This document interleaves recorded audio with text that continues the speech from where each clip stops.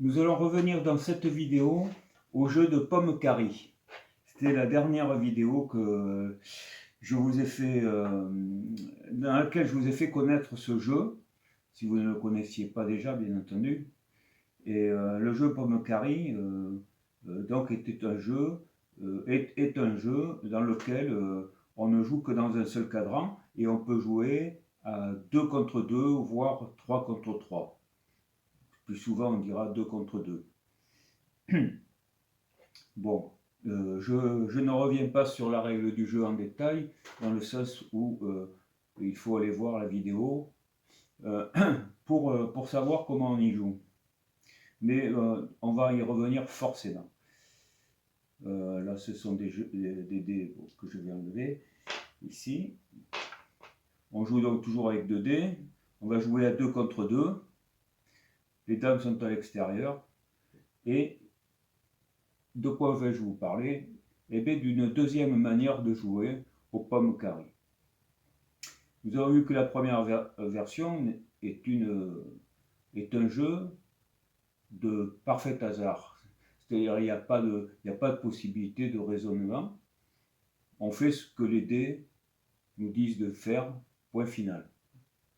Et il n'y a pas plusieurs solutions à proprement parler. On va rentrer les dames. Et le premier qui aura sorti toutes ces dames aura gagné, c'est certain, mais on va quantifier,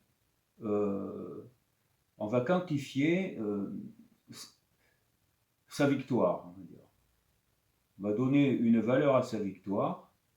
Ce ne sera pas 1 ou 0, on n'aura pas gagné ou perdu, on aura gagné d'un certain nombre de points, on va dire. Et ces points, c'est quoi? Eh bien, c'est des dames que l'on va capturer à l'adversaire qui n'aura pas encore fini, lui, de sortir ses dames, alors que nous les avons déjà sorties. C'est ça.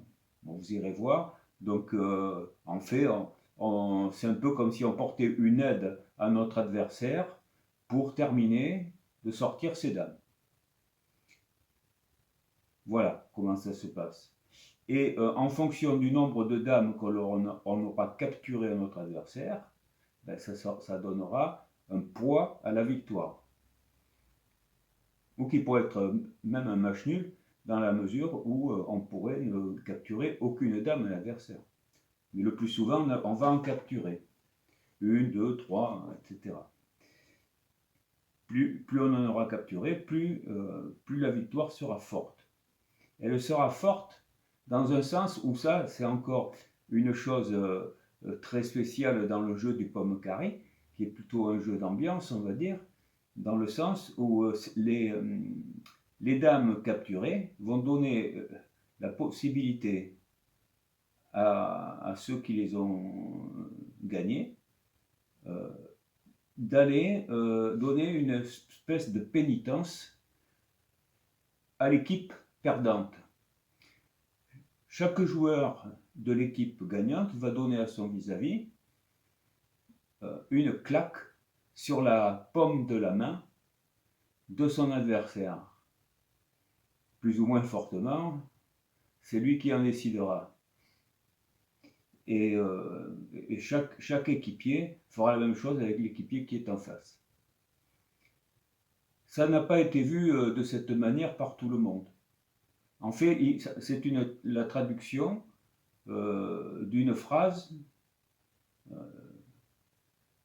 en latin, puisque la règle date du XIVe siècle, un manuscrit dont on pense qu'il est de 1330, le jeu était probablement antérieur, et donc cette traduction, bon, soit elle a été faite avec beaucoup de minutie, soit elle a été faite de manière plus superficielle, en s'en tenant à l'appellation Pomme Carry. Bon, pomme, ok, c'est la paume de la main, P-A-U-M-E, puis c'est bon, c'est du français ou du normand. À l'époque, en Angleterre, on parlait encore pas mal c'était de l'anglo-normand, on va dire. Et quant à Carrie, C-A-R-I-E, on sait très bien que ça signifie ce que ça signifie au niveau dentaire, et c'est pas d'aujourd'hui que ce nom ce mot existe. Donc, difficile, pomme carie. Donc, carie, ça voulait dire surtout une détérioration. La détérioration d'une dent, mais aussi d'un arbre qui pourrissait.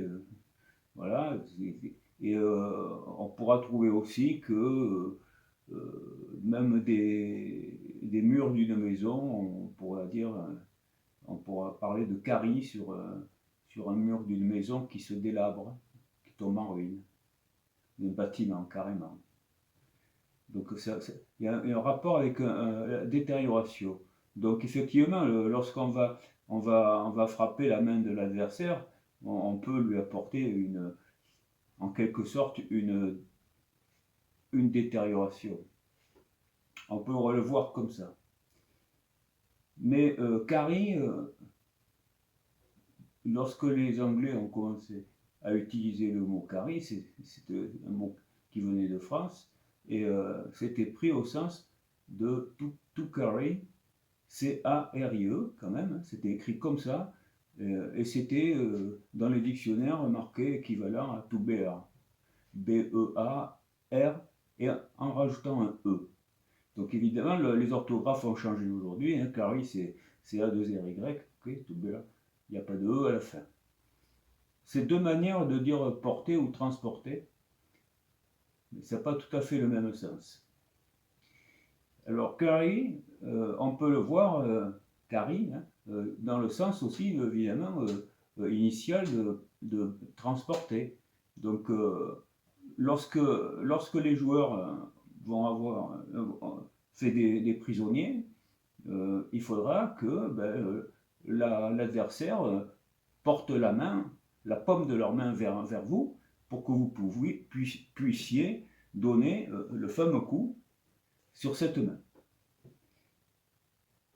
Et il y a eu un texte où on parlait chez les soldats de l'époque, hein, je dirais,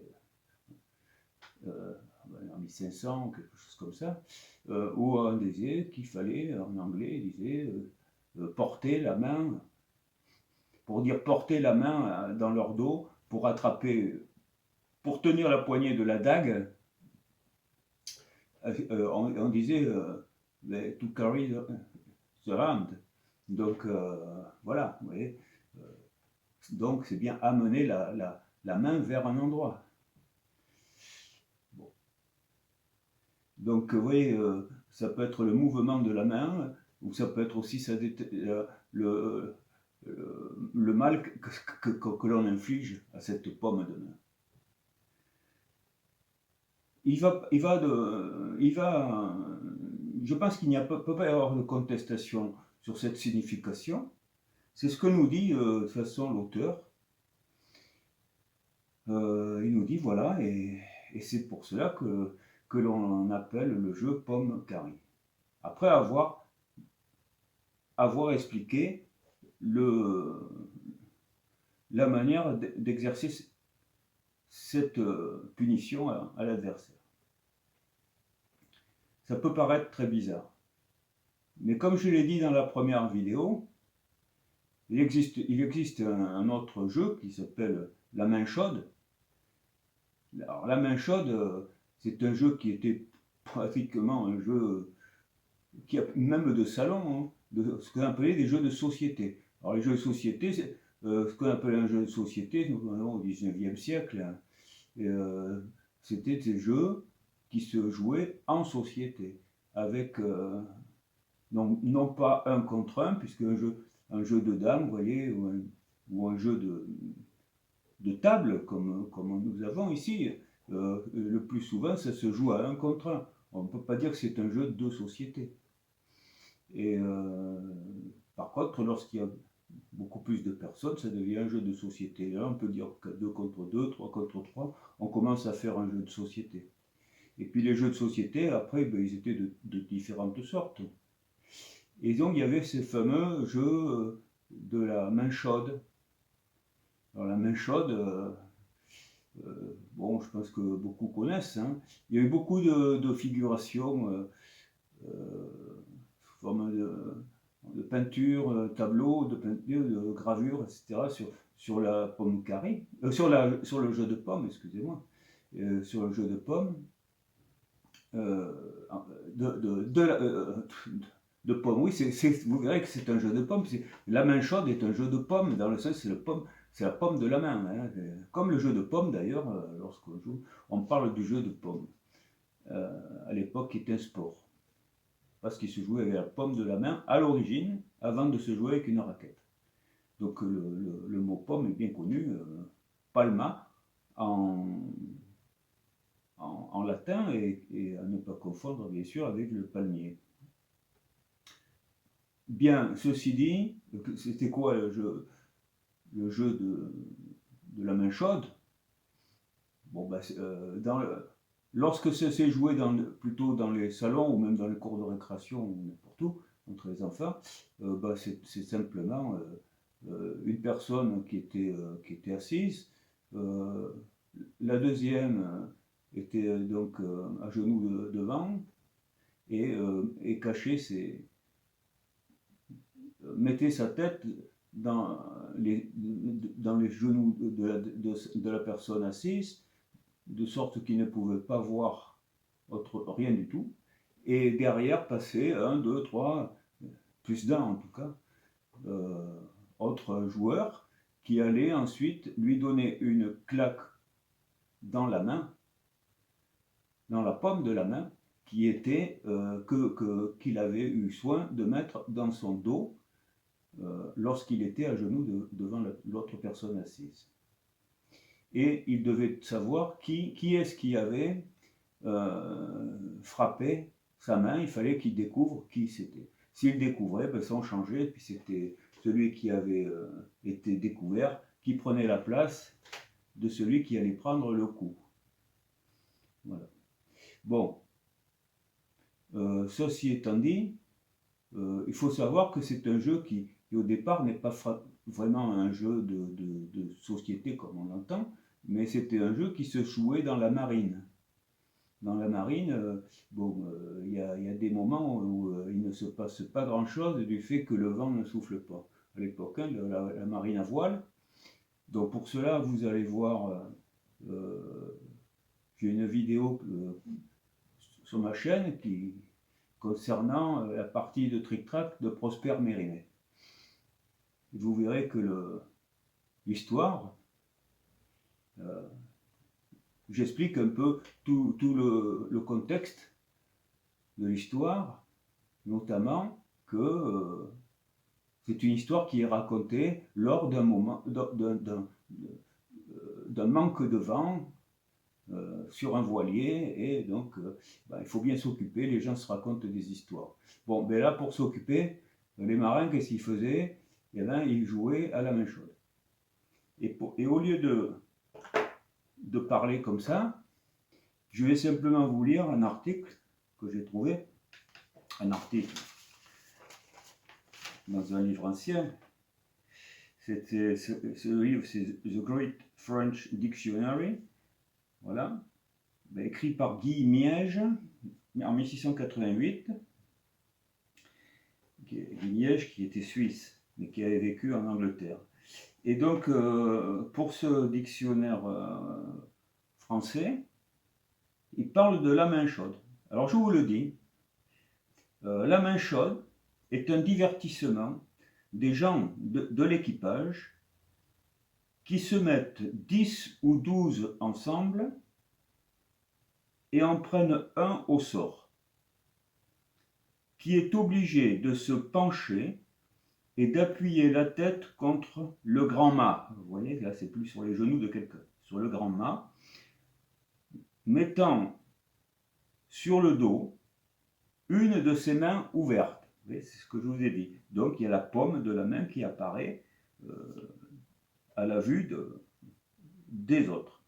Ses compagnons viennent par derrière, l'un après l'autre, frapper, et là, il faut bien écouter, frapper de toute leur force du plat de la main sur la sienne. C'est pomme contre pomme. Et continue jusqu'à ce qu'il ait deviné celui qui l'a frappé. Et pour lors, celui-là se met à la place du premier. Voilà. Et ça s'arrête là, le jeu. C'est ce que je vous ai expliqué, qui se jouait dans les salons. Mais là, il est bien spécifié, frapper de toute leur force. Voilà. Ce qui ne se fait pas sans avoir la main bien chaude et bien étourdie, à force d'être frappé.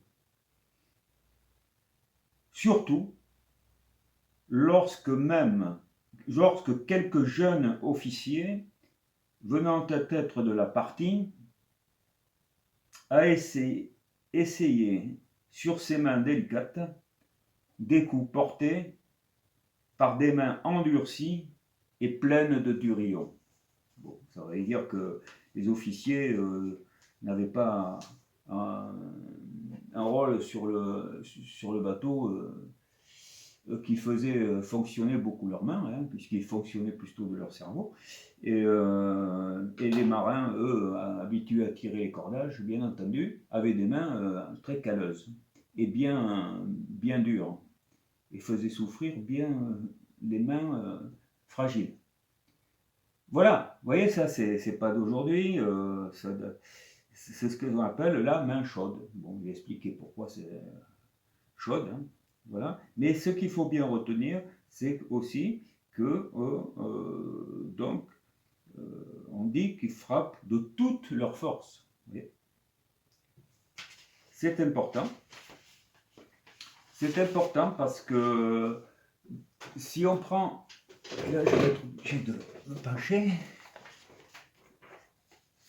Si on prend le texte, le petit bout de texte en latin, bon, je ne vais pas vous le lire en latin, il y a juste 2 lignes, et si on le traduit, pas très compliqué, en gros ça signifie, et autant de... Alors moi je traduis en moderne, hein, parce que les dames ça se dit des hommes. Hein. Et autant de dames qui ont été prises à l'adversaire, qu'il a pris à son adversaire, d'autant de ce nombre de dames, il frappera fortement les pommes de ses adversaires. Et c'est pour cela qu'on appelle ce jeu pomme carrée. Alors l'histoire est là, c'est que le verbe utilisé c'est percudo, et percudo, percudere, et donc ce qui signifie, et là il est écrit percudet, donc c'est au futur. Il frappera. Si on fait des recherches donc sur percudere, percudo, percudere, etc., eh bien vous allez trouver plusieurs choses. Où, par exemple, on utilisait ce verbe-là lorsqu'on frappait pour casser un œuf, par exemple. Donc c'était frapper vraiment fort. C'était fort, mais quand même raisonnablement. Voilà. Parfois on dit que c'était pour transpercer. Mais c'est pas tout à fait le même verbe. Ça aurait été plutôt le verbe percutere. Voilà. Je crois que c'est comme ça que c'est. Percutere. Donc il a donné le percuteur. Mais là c'est percudette, donc percudo, percudere, et qui signifie donc frapper fortement. On retrouve ce qui était dit dans ce fameux Great French Dictionary de 1698. Et je crois que là, on peut faire confiance à ce que je vous dis, quoique il n'y ait pas d'autre jeu de table qui se termine de cette manière. Mais pourquoi pas? Surtout lorsqu'on joue à plusieurs. À plus de 2. Donc voilà, là je voulais absolument revenir sur cette appellation de pomme carrée, et aussi je voulais en donner la raison.